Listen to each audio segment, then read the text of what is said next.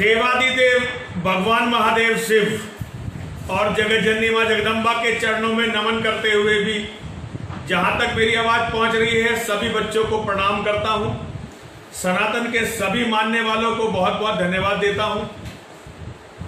मां और महादेव से मेरी प्रार्थना है कि सनातन धर्म हमेशा बचा रहे, सनातन के मानने वाले हमेशा सुरक्षित रहें, सनातन के मानने वालों के बच्चों की सदैव ही रक्षा हो, ये मां और महादेव से मेरी प्रार्थना है। साइबर सिपाही मेरे बच्चे, मेरे शेर हैं। शुभम मंगला बहुत ही अच्छा काम कर रहे हैं। शुभम मंगला की पूरी टीम है।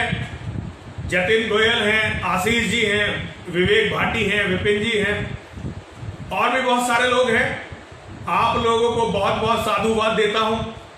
जिस तरह से साइबर सिपाही काम कर रहे हैं उसी तरह से सत्य सनातन से अंकुर आर्य और बहुत सारे बच्चे बहुत अच्छा काम कर रहे हैं। जब आप लोगों को देखता हूं तो उम्मीद बंधती है कि शायद अभी हम इस लड़ाई को पूरी तरह से हारे नहीं हैं, अभी शायद जीत भी सकते हैं। जब मैं लड़ाई की बात करता हूं तो बहुत सारे लोग कहते हैं बाबा पागल हो गया, हमेशा लड़ने की बात करता है, लड़ाई कहां है? मेरे बच्चों, मेरे शेरों, लड़ाई तो उसी दिन शुरू हो गई थी आज से 1400 साल पहले, जब मक्का में हमारा मंदिर टूटा था और मक्का का मंदिर तोड़ने के बाद जब ये कुरान नाम की एक किताब लिखी गई थी जिसमें ये लिख दिया गया था कि जब तक दुनिया में एक भी काफिर, एक भी मुशरिक, अब काफिर और मुशरिक को समझिए, काफिर कौन और मुशरिक कौन? काफिर तो वो है जो अल्लाह और मोहम्मद की बात नहीं मानता, मोहम्मद और अल्लाह की बात नहीं मानता, और अल्लाह की माने या ना माने जो मोहम्मद की बात नहीं मानता वो काफिर है। और मुशरिक वो है जो अल्लाह के सिवा किसी और की पूजा करता है। अब कुरान में तो ये 1400 साल पहले ही स्पष्ट लिख दिया गया था कि उनकी लड़ाई हर काफिर से, हर मुशरिक से तब तक रहेगी जब तक दुनिया में एक एक काफिर, एक एक मुशरिक को कत्ल नहीं कर दिया जाता, जब तक एक एक काफिर, एक एक मुशरिक की औरत को बलात्कार करके मंडियों में बेच नहीं दिया जाता, जब तक एक एक काफिर, एक एक मुशरिक की एक एक औरत को इस्लाम के जिहादी अपनी लौंडी, अपनी रखेल नहीं बना लेते, तब तक ये जिहाद चलता रहेगा। और सारी दुनिया जानती है मुसलमान कुरान से अलग नहीं जा सकता। मुसलमान वही है जो कुरान में विश्वास रखता है, अल्लाह में विश्वास रखता है और सबसे बढ़कर मोहम्मद में विश्वास रखता है। आज भारत के बहुत सारे कथावाचक जब अल्लाह अल्लाह पुकारने लगे तो मुझे इतिहास याद आया और मैंने इतिहास में देखा कि हिंदुओं के सारे साम्राज्य तभी ध्वस्त हुए हैं, तभी बर्बाद हुए हैं जब उन्होंने मुसलमानों को अपना विश्वास पात्र बना लिया है और मुसलमानों के अल्लाह के सामने आत्मसमर्पण कर दिया है। अभी मैंने थोड़े दिन पहले फेसबुक पर एक पोस्ट भी डाली थी। हमारे बहुत बड़े शासक पृथ्वीराज चौहान जी के जीवन का एक विशेष बात है जो आज भी आपको हिंदू संगठनों में देखने को मिलेगी। उन्होंने अपने समय के तत्कालीन बहादुर हिंदू राजाओं को जिंदा नहीं छोड़ा था, ज्यादातर बहादुर हिंदू राजाओं को मार दिया था पृथ्वीराज चौहान ने। और पृथ्वीराज चौहान के सगे मौसेरे भाई थे राजा जयचंद। पृथ्वीराज चौहान जो है ये अजमेर के राजा थे, जयचंद कन्नौज के राजा थे और इनके नाना जो थे राजा अनंगपाल तोमर वो दिल्ली के राजा थे। अब दिल्ली के राजा अनंगपाल तोमर के कोई बेटा नहीं था तो अब उनके दो देवते थे, जयचंद और पृथ्वीराज। अब पृथ्वीराज बड़े थे तो उन्होंने पृथ्वीराज को दिल्ली का राज दे दिया। अब पृथ्वीराज दिल्ली के भी राजा बन गए।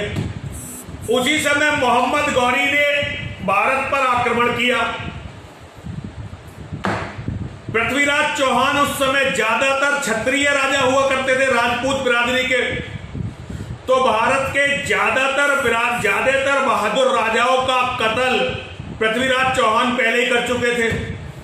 लेकिन जयचंद उनके भाई थे और उनकी जब भी लड़ाई होती थी तो जयचंद उनके सिपह सालार बनते थे।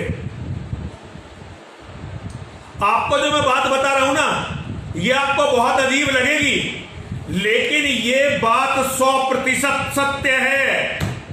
हमने इतिहास को जानने की कोशिश की है तो पृथ्वीराज चौहान का जो भाट था, जिसने पृथ्वीराज रासो लिखी चंदर बरदाई, उसकी लिखी बात को सच माना है। लेकिन जो सत्य है वो मैं आपको बता रहा हूं। ये जयचंद पृथ्वीराज चौहान के जनरल हुआ करते थे। हर लड़ाई में जब भी मोहम्मद गौरी लड़ने आया तो जयचंद ने पृथ्वीराज चौहान की सेना की कमान संभाली। एक बार पृथ्वीराज चौहान का मन किया और उन्होंने जयचंद की बेटी संयोगिता, जो वस्तुतः पृथ्वीराज चौहान जी की भी अपनी बेटी थी, क्योंकि छोटे भाई की बेटी होती है। पृथ्वीराज चौहान की जी ने अब मोहम्मद इसकी जो ये जयचंद थे, इसकी बेटी को उन्होंने चाहा कि अब मैं इसका अपहरण कर लूं। अब उसमें जो सबसे बड़ी बाधा थी वो जयचंद का लड़का था लाखन। ये भी बहुत दिलेर लड़का था, बहुत बड़ा सेनापति था। अब पृथ्वीराज चौहान जी का भतीजा था, तो पृथ्वीराज चौहान ने अपने भतीजे को अपने पास बुलाया सलाह मशवरा करने के लिए और धोखे से मार दिया। किसको? जयचंद के लड़के को धोखे से मार दिया पृथ्वीराज चौहान ने।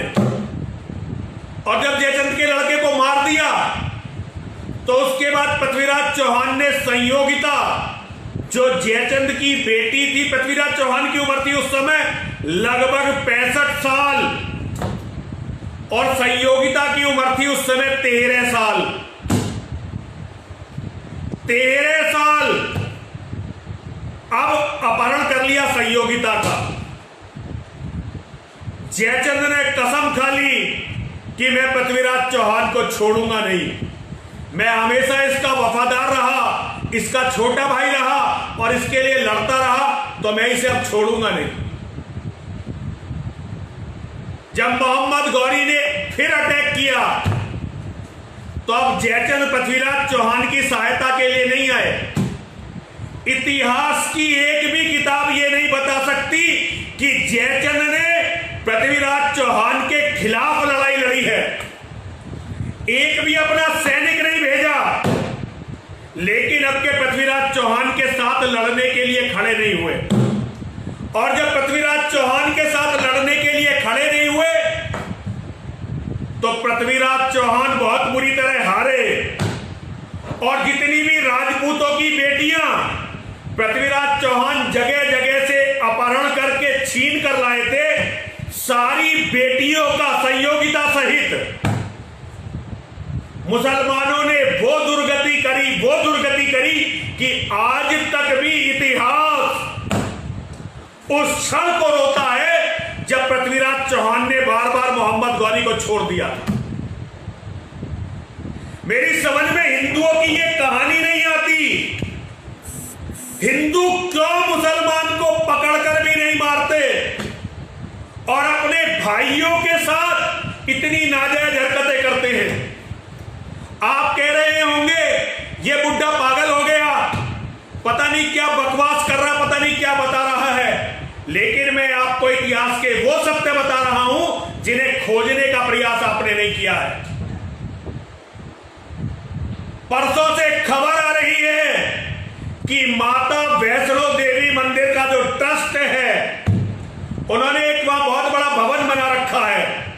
अब उस भवन में वहां मुसलमानों को क्वारंटाइन करके उनका इलाज किया जा रहा है और वहां 500 लोगों के लिए सुबह सहरी और सांझ को इफ्तार का इंतजाम होता है। अब हिंदुओं तुम मेरी बात से फिर चिढ़ने वाले हो, लेकिन ये बताओ कि आज जो वैष्णो देवी का श्राइन बोर्ड है, इस श्राइन बोर्ड में कौन से दल के सदस्य बैठे? कब तक कांग्रेस को कोसते रहोगे?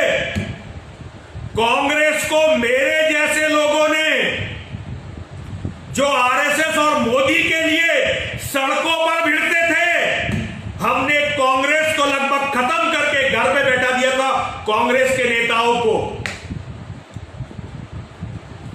लेकिन जो काम कल कांग्रेस नहीं कर पाई, आज वो काम हमारे लोग कर रहे हैं। वे लोग जिनकी सत्ताओं में मेरे जैसे लोगों का, मेरा खुद का खून भी है और पसीना भी है।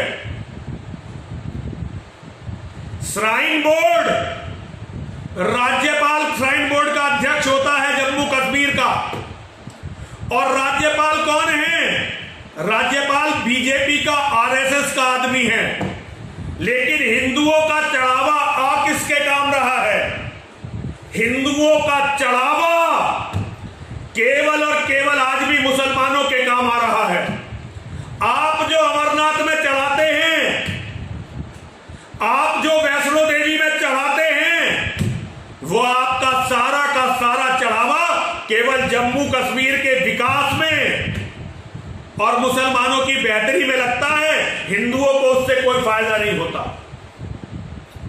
मैं निवेदन करना चाहता हूं एक एक हिंदू से, साइबर सिपाही के माध्यम से, हर हिंदू को यह शपथ लेनी चाहिए, जब तक मां और महादेव जम्मू कश्मीर को इस्लाम के जिहादियों से विहीन नहीं कर देते, अपनी मां से और अपने बाबा से, मां से और महादेव से जिद करो, अपनी मां से मांगो, महादेव से मांगो कि हे मेरी मां, हे महादेव, जब तक आप जम्मू कश्मीर को इन जिहादियों से विहीन नहीं कर देते, जब तक हम आपके दर्शन के लिए ना वैष्णो देवी आएंगे ना अमरनाथ आएंगे। अब ये बात आप लोगों को तो बड़ी अजीब लगेगी और बुरी भी लगेगी कि ये स्वामी होकर, सन्यासी होकर वैष्णो देवी का बहिष्कार करने की बात कर रहा है, अमरनाथ की यात्रा का बहिष्कार करने की बात कर रहा है। हम तो लाखों रुपए खर्च करके अपनी जान जोखिम में डालकर बाबा के दर्शन करने जाते हैं, मां के दर्शन करने जाते हैं, और ये पाखंडी मना कर रहा है मां और बाबा के दर्शन करने को। लेकिन हिंदुओं, ये आपका ज्ञान है। हमारे शिव कंकड़ कंकड़ में हमारे शिव रहते हैं और हमारी मां हर जगह विद्यमान है। और अपनी मां से कहो ना, यदि मां में शक्ति है, यदि महादेव में शक्ति है, तो जो सच्चा हिंदू है वो जिद करके बैठे मेरी तरह। मेरी ये जिद है कि जब तक मां और महादेव जम्मू कश्मीर को इन राक्षसों से विहीन नहीं कर देंगे, जिहादियों से विहीन नहीं कर देंगे, मैं कितने ही जन्म लूंगा, लेकिन न मैं मां के दर्शन करने जाऊंगा और न ही बाबा के दर्शन करने जाऊंगा। आपका एक भी पैसा, जो आपका पैसा धर्म के नाम पर मुसलमानों पर चला गया, वो कभी ना कभी आपके बच्चों की, आपके बेटों की हत्याओं के काम आने वाला है। हिंदुओं,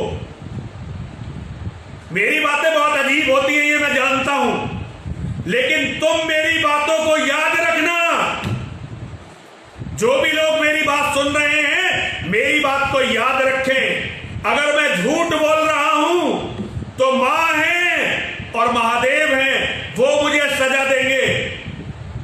लेकिन अगर मैं सत्य बोल रहा हूं तो मेरी मां और महादेव से केवल इतनी प्रार्थना है कि मैं जब भी मरूं, केवल अपने धर्म के लिए लड़ता हुआ मारा जाना चाहिए।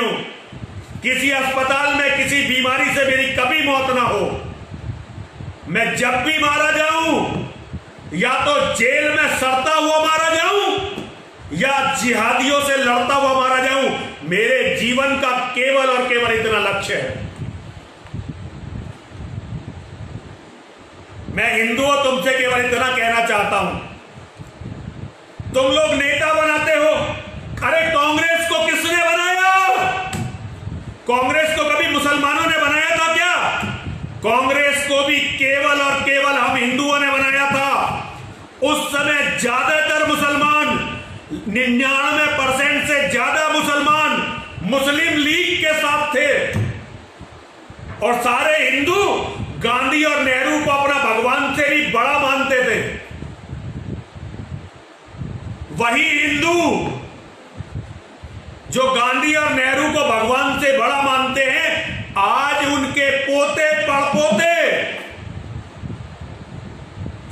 मोदी जी को और मोहन भागवत और तीसरा है इंद्रेश कुमार, इन लोगों को भगवान से बड़ा हुआ माने हुए हैं। हिंदुओं, जब तक तुम लोग सत्ताधारियों से अपनी बात कहना नहीं सीखोगे, जब तक तुम लोग अपने नेताओं से अपनी बात कहना नहीं सीखोगे, तब तक कोई भी तुम्हें बचा नहीं सकता। आज देश पर राज किसका है? आज देश पर राज भारतीय जनता पार्टी का है। आज देश पर राज आरएसएस का है। तो आज मांग किससे करोगे? क्या उस राहुल गांधी से करोगे जो खुलकर वायनाड में चुनाव जीता है, जिसे अमेठी के हिंदुओं ने चुनाव हरा दिया और चुनाव जीतने के लिए उसे केरल में मुस्लिम बाहुल्य क्षेत्र में जाना पड़ा? दिल्ली के दंगे हुए।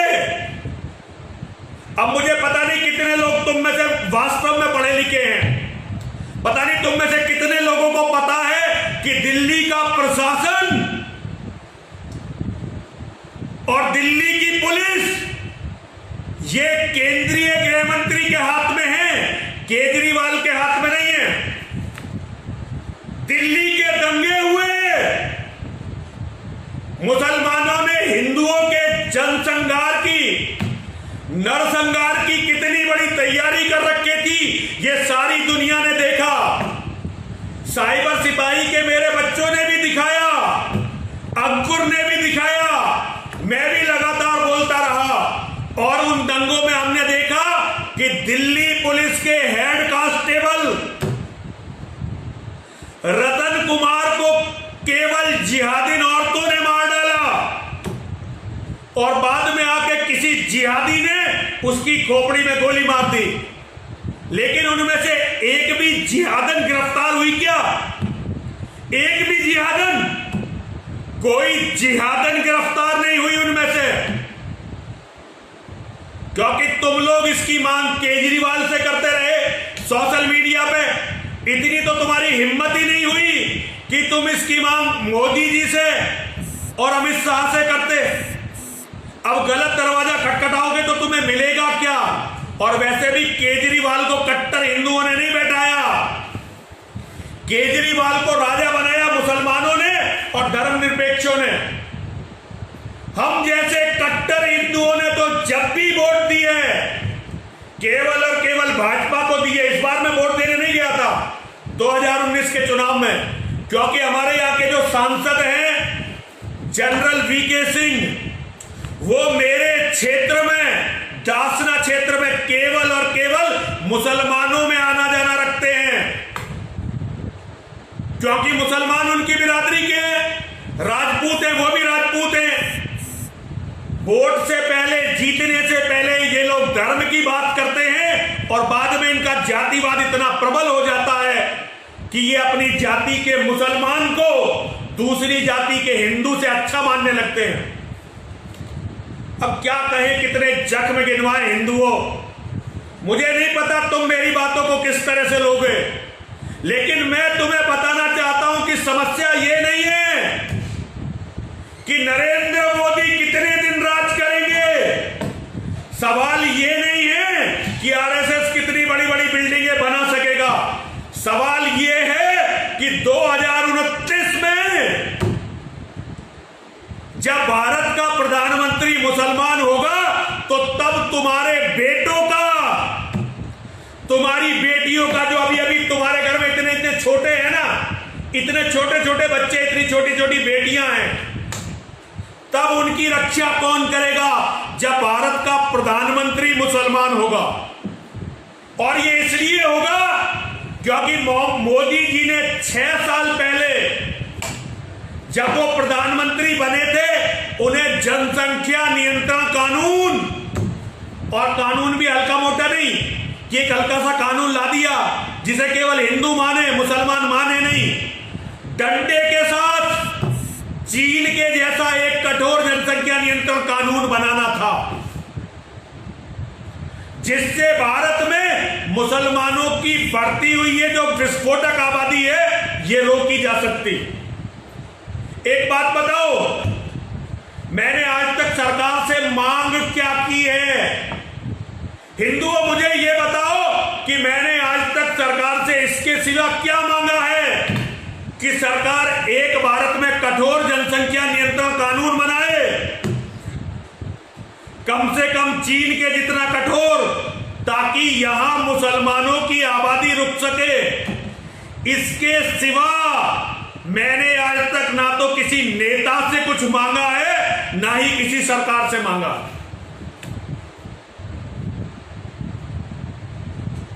अगर तुम सब भी टाइम पर ये मांग करते, अब इसके लिए बहुत देर हो चुकी है। अब अगर ये कानून बन भी जाए तो भी 2029 में भारत का प्रधानमंत्री मुसलमान जरूर बनेगा, क्योंकि ऑलरेडी उनके बच्चे इतने हो चुके हैं कि अब उन्हें रोका नहीं जा सकता।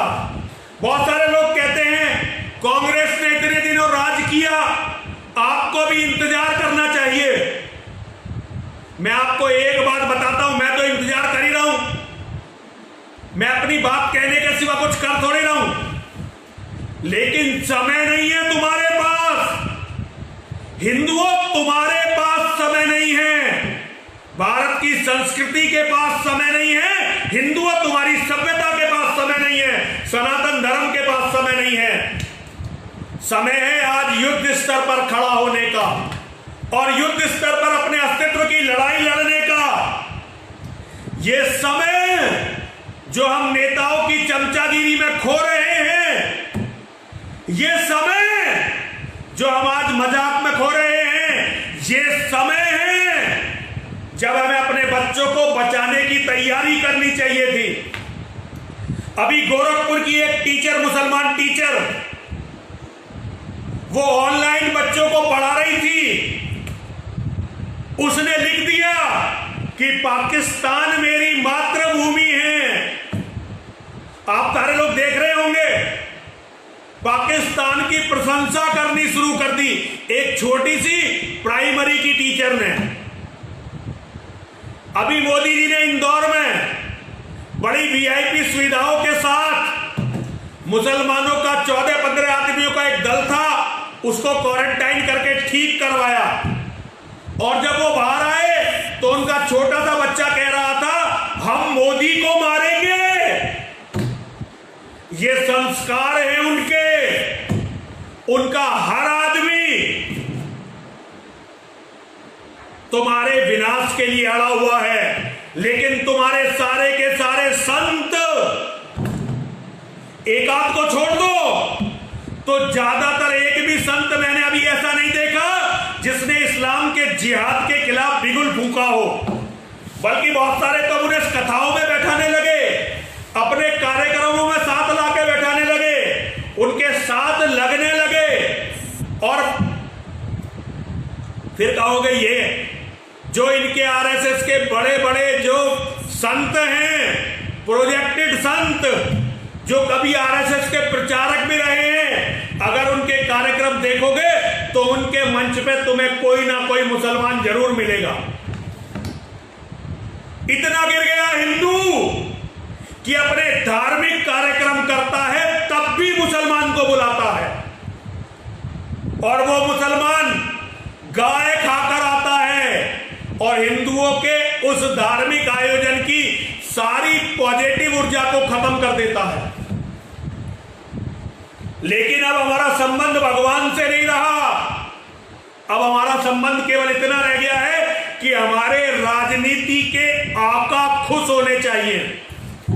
यदि हमारे राजनीति के आका खुश नहीं है तो चाहे भगवान कितने खुश हो जाए हमें क्या दे सकते हैं। आज हम हिंदू इतने गिर चुके हैं। मैं जानता हूं कि मैं बहुत सारी नेगेटिव बातें करने लगा हूं और मैं खुद इस बात से बहुत दुखी हूं। मैं वास्तव में बहुत दुखी हूं कि मैं किस तरह से मैं एक इतना पॉजिटिव आदमी जो हमेशा कॉलेजों को टॉप करता था, जो हमेशा पढ़ने में बहुत अच्छा था, जो हमेशा मस्त मौला रहा करता था, आज कितनी कितनी नेगेटिव बातें करने लगा। ये बातें मुझे अंदर से खाती हैं और मैं भी सोचता हूं कि मैं पॉजिटिव बातें करूंगा, लेकिन जब भी मैं पॉजिटिव बातें करने लगता हूं, हिंदुओं के संगठन, हिंदुओं के नेता और हिंदुओं के संत ऐसी हरकतें करते हैं कि फिर मुझे यही बातें करनी पड़ती हैं। हिंदुओं, मैं तुमसे केवल इतना कहना चाहता हूं, अपने आप गीता पढ़ो। गीता पढ़ोगे तो तुम्हें पता चलेगा कि तुम्हारा कर्तव्य क्या है। और अपने आप कुरान पढ़ो, हदीस पढ़ो और इस्लाम के इतिहास को पढ़ो।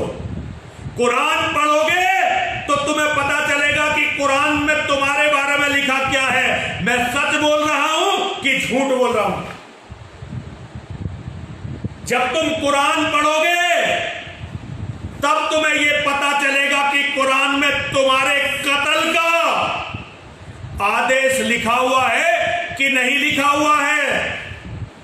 जब तुम हदीस पढ़ोगे तो तुम्हें पता चलेगा कि इस्लाम के जिहादियों ने किस तरह से दूसरे धर्म के मानने वालों को कत्ल किया है। और जब तुम इस्लाम के इतिहास को पढ़ोगे तो तुम्हें पता चलेगा कि 500 करोड़ हिंदू कैसे मारे गए या उनका धर्म परिवर्तन हुआ, यह तुम्हें इतिहास बताएगा। और तब तुम्हें पता चलेगा कि ये पागल सा दिखने वाला बूढ़ा सन्यासी सच बोलता था कि झूठ बोलता था।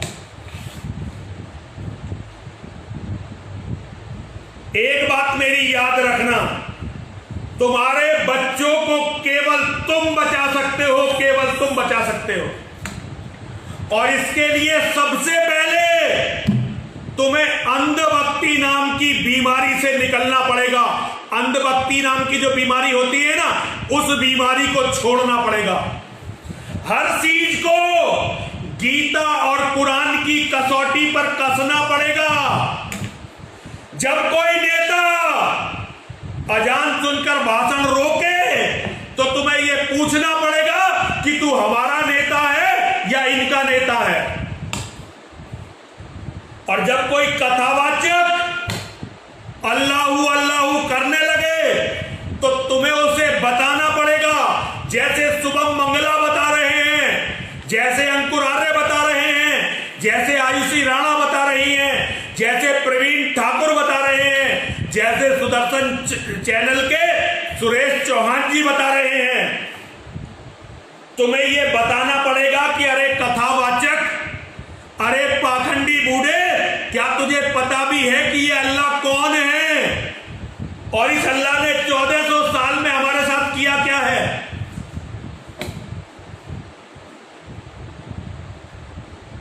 बेटा पानी का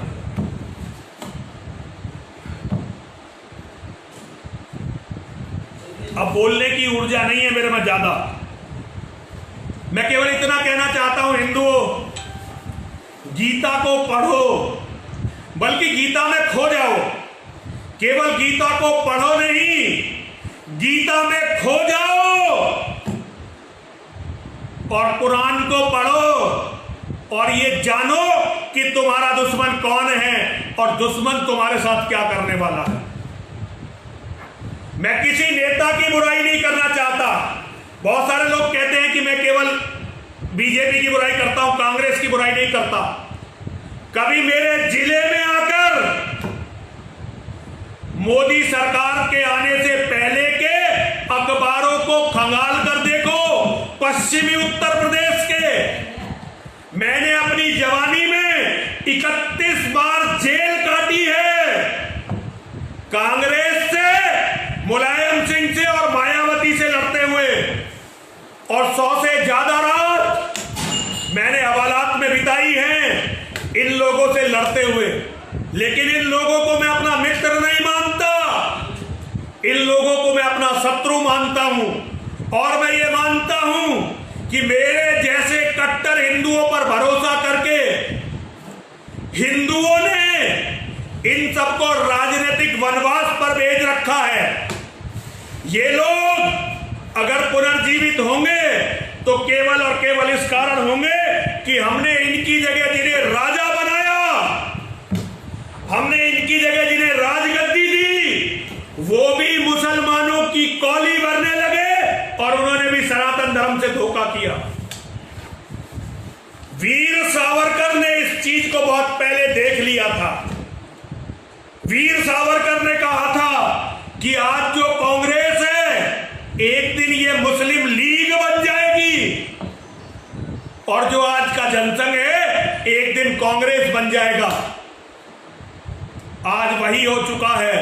जो कल कांग्रेसी कर रहे थे, आज तुम्हारे भगवान हिंदू और तुम्हारे भगवान जिन्हें हमने भी अपना नेता माना था, आज वही काम कर रहे हैं।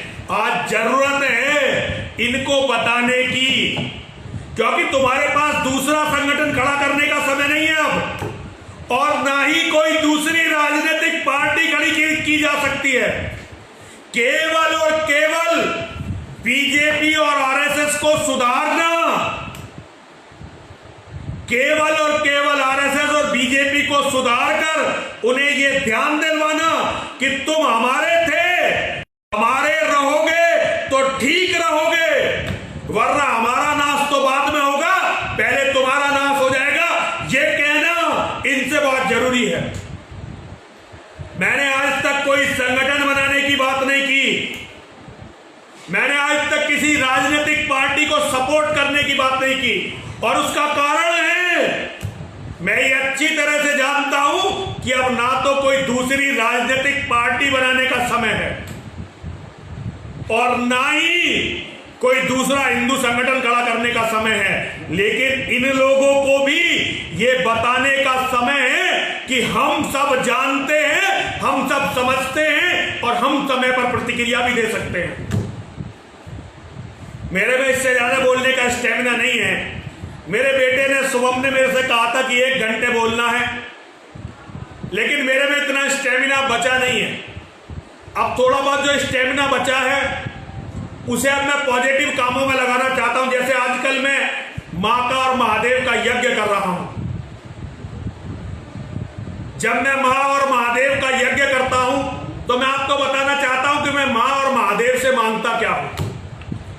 मैं मां और महादेव से सबसे पहले तो ये मांगता हूं कि जितने भी लोग मुझे दान देते हैं धर्म के लिए, धर्म के कार्यों के लिए, और जितने भी लोग मेरा साथ देते हैं पुरुषार्थ से, सामर्थ्य से, मां और महादेव सदैव उनके बच्चों की रक्षा करें। मां और महादेव सदैव उनकी रक्षा करें और उनकी सभी मनोकामना पूरी करें। ये मांगने के बाद मैं मां और महादेव से कहता हूं कि दुनिया में जितने भी लोग सनातन धर्म की रक्षा के लिए कार्य कर रहे हैं, लड़ रहे हैं, मां और महादेव उन्हें और अधिक बल दे और अधिक साधन दे ताकि वो और अधिक मजबूती से इस लड़ाई को लड़ सके। और जितने भी लोग हिंदू होकर भी अकर्मण्य बैठे हैं, सनातन धर्म की रक्षा के लिए लड़ नहीं रहे हैं, कार्य नहीं कर रहे हैं, मां और महादेव उन्हें सद्बुद्धि दे ताकि वो धर्म को बचाने के लिए कार्य करें। यदि धर्म बचेगा तभी हम बचेंगे, हमारे परिवार बचेंगे, हमारे बच्चे बचेंगे, हमारी आने वाली पीढ़ियां बचेंगी, हमारा वंश बचेगा। यदि धर्म नहीं बचा तो कुछ भी नहीं बचने वाला हिंदुओं। और इसके बाद मैं मां और महादेव से ये मांगता हूं कि मां और महादेव प्रत्येक सनातन के गद्दार का विनाश करें, प्रत्येक सनातन के शत्रु का विनाश करें। मुझे मां और महादेव से केवल इतना ही मांगना होता है।